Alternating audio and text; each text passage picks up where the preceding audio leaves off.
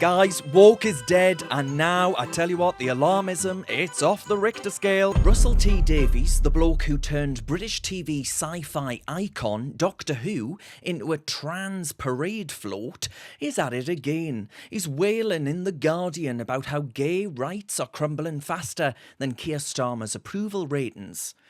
And who's to blame for that? Not the radical ideologies flooding our schools or the cultural rot from unchecked migration.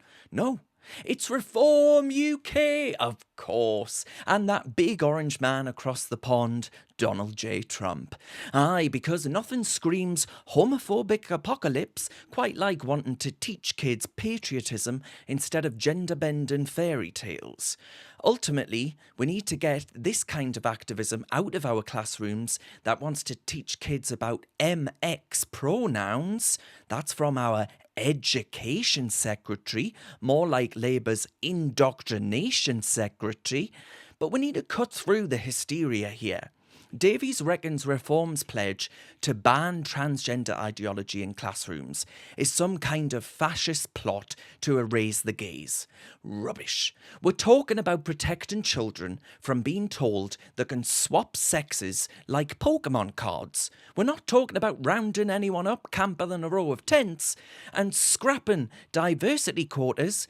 That ain't hatred, Russell. It's common sense. Why should businesses be forced to tick boxes instead of hiring the best?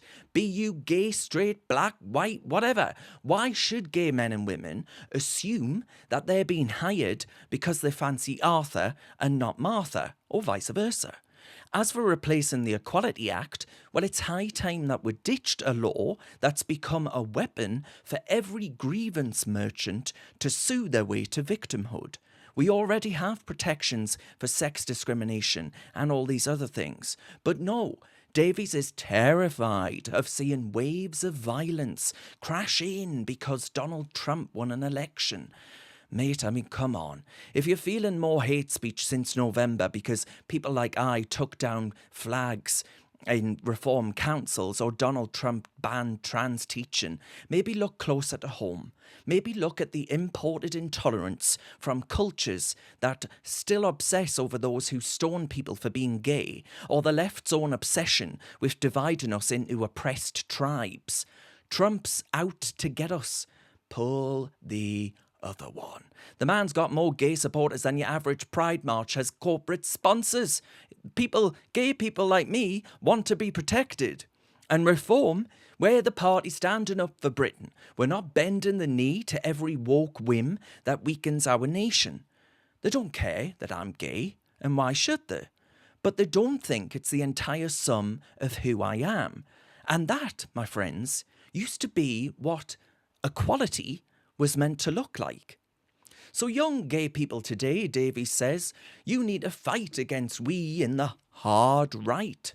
Bollocks. The real fight is against the suffocating elite consensus that's turned tolerance into tyranny. We've got bigger threats than a patriotic curriculum. We've got economic ruin. We've got borders like sieves. We've got a media that amplifies every sob story while ignoring the silent majority because they care more about identity politics. Gay rights didn't advance because of trans teaching in schools. They won through a belief that gay people ought to be allowed to be just as boring as straight people. Instead, they seek to convince the next generation that actually it's about me, with more pronouns than there are VPN downloads under this Labour government. So Russell, keep scripting your savage teledramas about culture wars. Oh, yawn, dross. We'll all be over here in the real world, defending a Britain where you can be who you are without the state indoctrinating your kids or the left blaming patriots for their paranoia.